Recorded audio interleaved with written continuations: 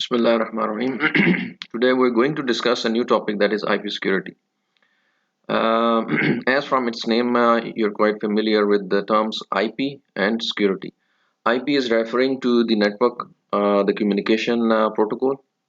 We call it Internet Protocol, and we are going to see how the security strengthens the IP framework.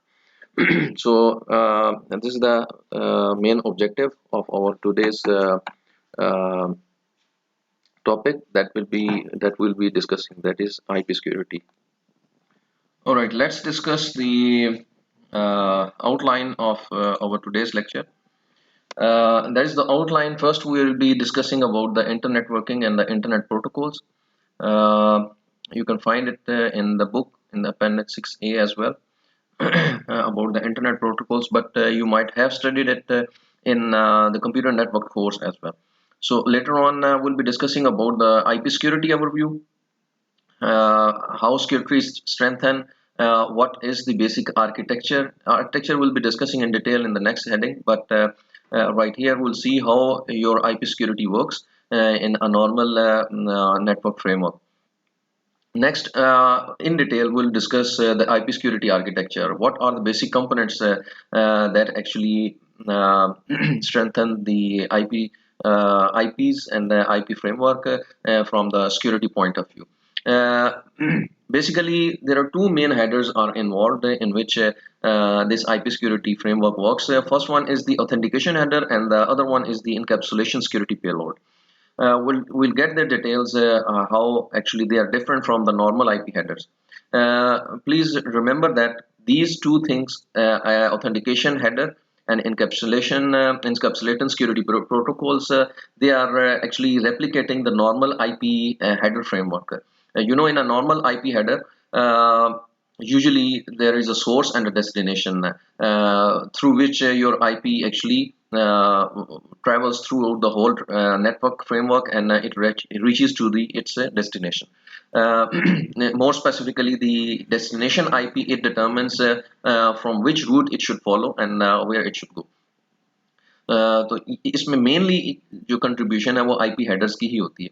तो इस framework का जो basic architecture ये होता है कि it actually provides another framework through which you append the IP security headers on a normal जो आपके पास पैकेट होता है उसके ऊपर ये एक और लेयर ऐड कर देता है अपने आईपीस की.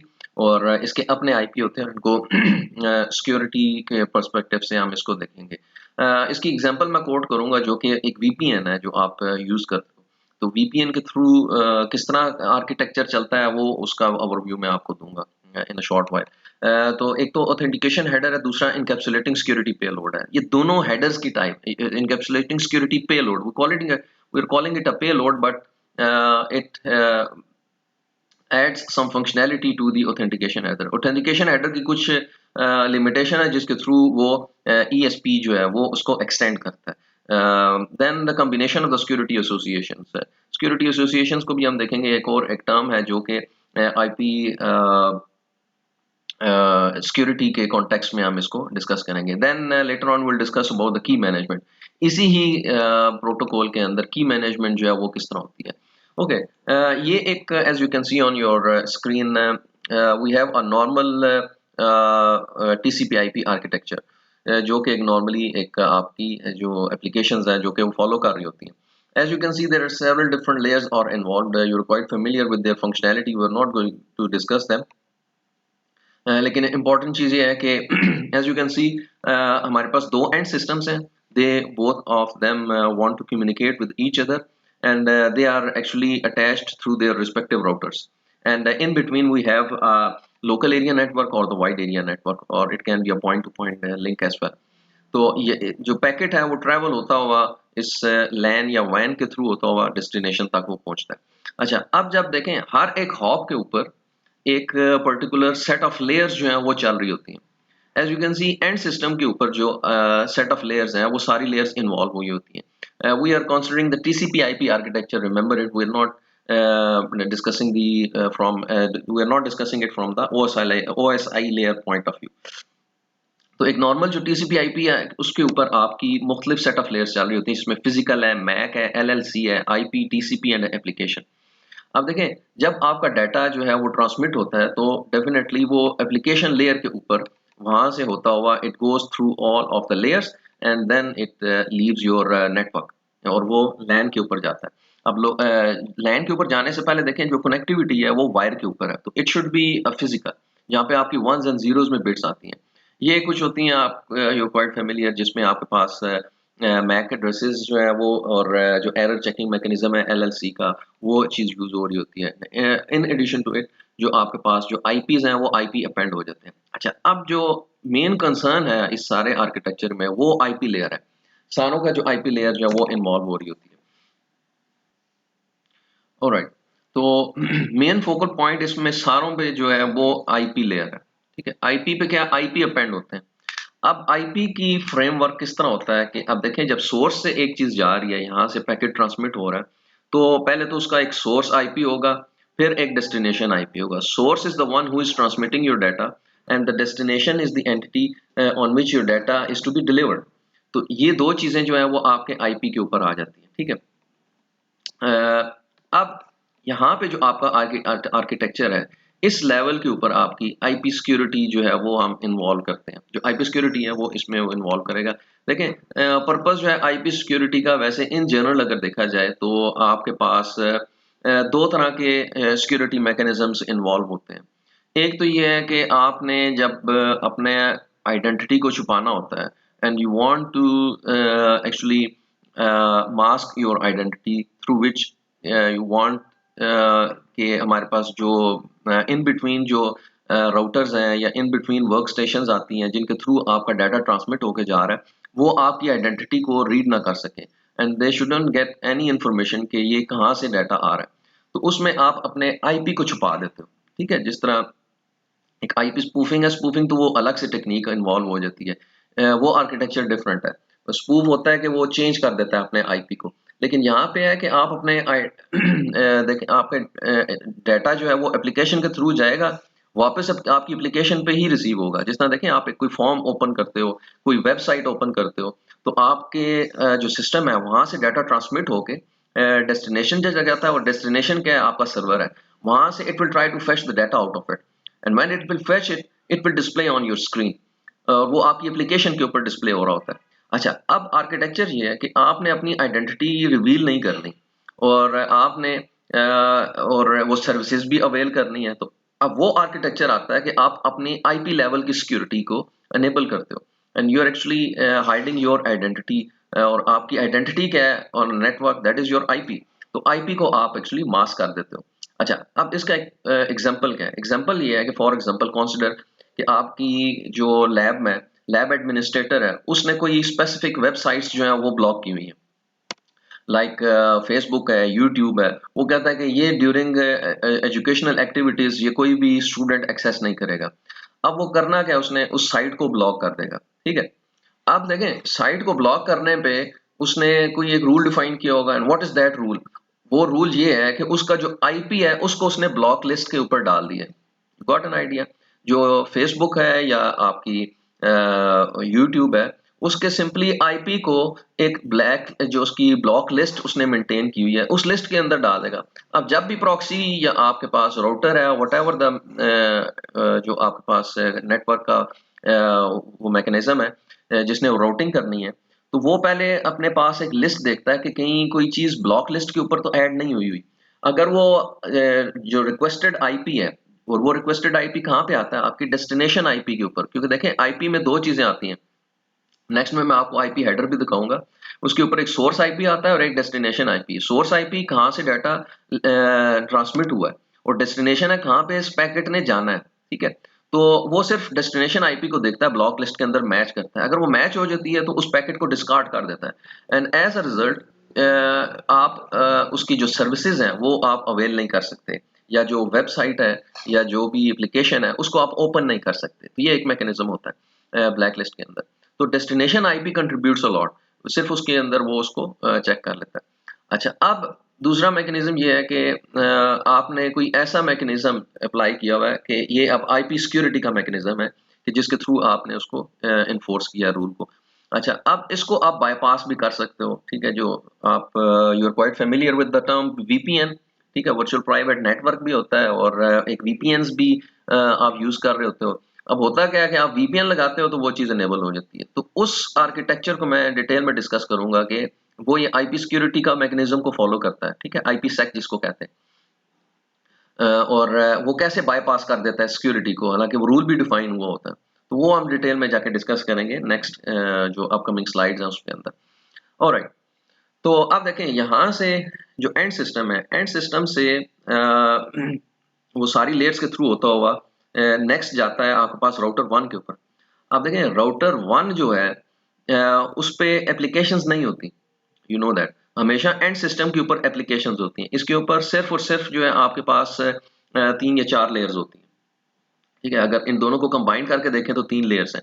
फिजिकल लेयर है, फिर उसके बाद मैक एंड एलएलसी लेयर है जो कि एक लेयर कंसिडर होती है, और फिर आपके पास आईपी लेयर है। तो ये 3 लेयर्स हैं। आईपी लेयर्स तक इसका काम सिर्फ आईपी तक है। इस जो आपका राउटर है वो आपकी एप्लीकेशन डाटा को रीड नहीं करता, ठीक है, और ना कर सकता है।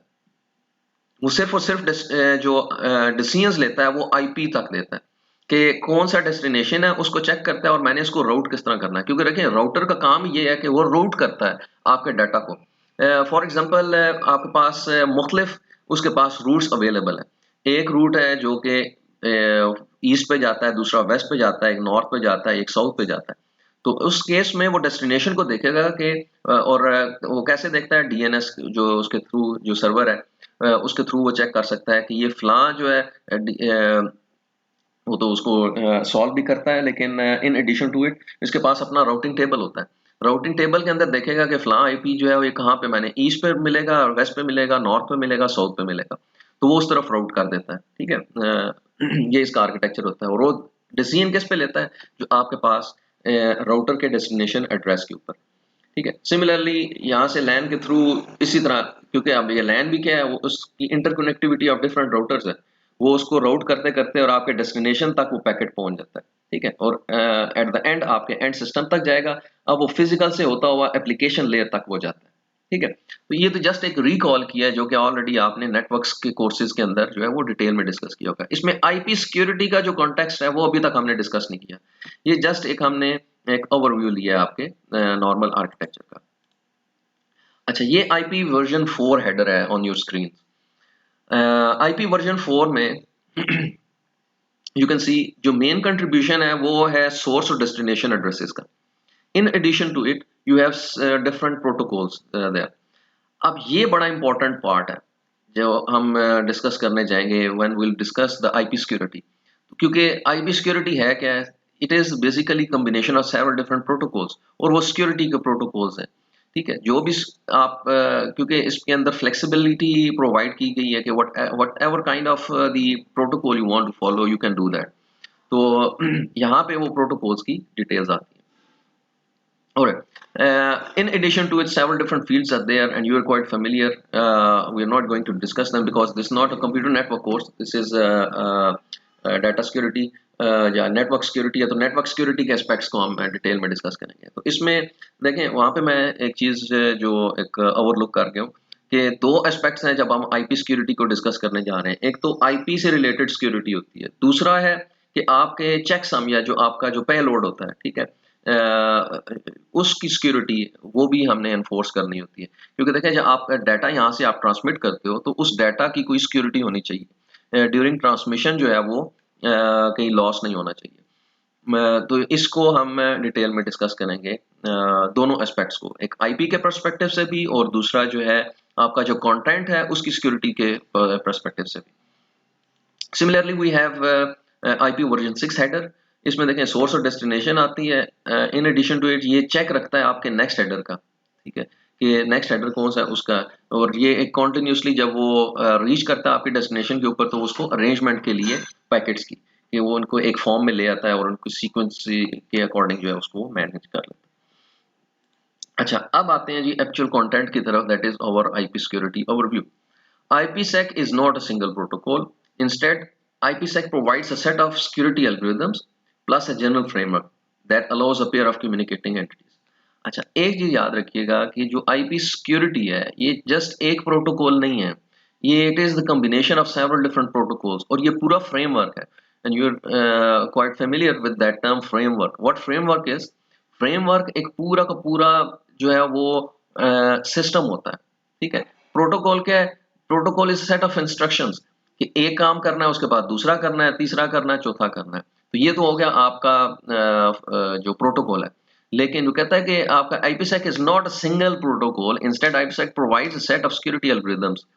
तो इसमें एक से ज्यादा एल्गोरिदम्स इन्वॉल्व है, ठीक है। तो ये एक्चुअली फ्लेक्सिबिलिटी प्रोवाइड करता है कि जिस तरह का इन्वायरमेंट है उस तरह का प्रोटोकॉल जो है वो उसको इनकॉर्पोरेट कर देता है। और वो डिपेंड करता है आपकी एप्लीकेशंस के ऊपर कि एप्लीकेशन की रिक्वायरमेंट क्या है, उसके अकॉर्डिंग वो बेस्ट सुटेबल जो प्रोटोकॉल है उसको वो चूज करता है और अकॉर्डिंगली इंटीग्रेट करता है आपकी कम्युनिकेशन को। So IPsec is not a single protocol. Instead, IPsec provides a security algorithms plus a general framework. अच्छा, दो चीजें आती हैं। एक तो ये है कि सेट ऑफ एल्गोरिदम्स वो प्रोवाइड कर रहा है, दूसरा ये एक फ्रेमवर्क भी है। फ्रेमवर्क क्या होता है? पूरा का पूरा सिस्टम है। तो सिस्टम के अंदर डिफरेंट कंपोनेंट्स इन्वॉल्व होते हैं कि एक प्रोसेस किया, फिर उसके बाद डाटा जो है वो दूसरे प्रोसेस पे जाता है, वो उसको प्रोसेस करता है और accordingly that moves on the cycle.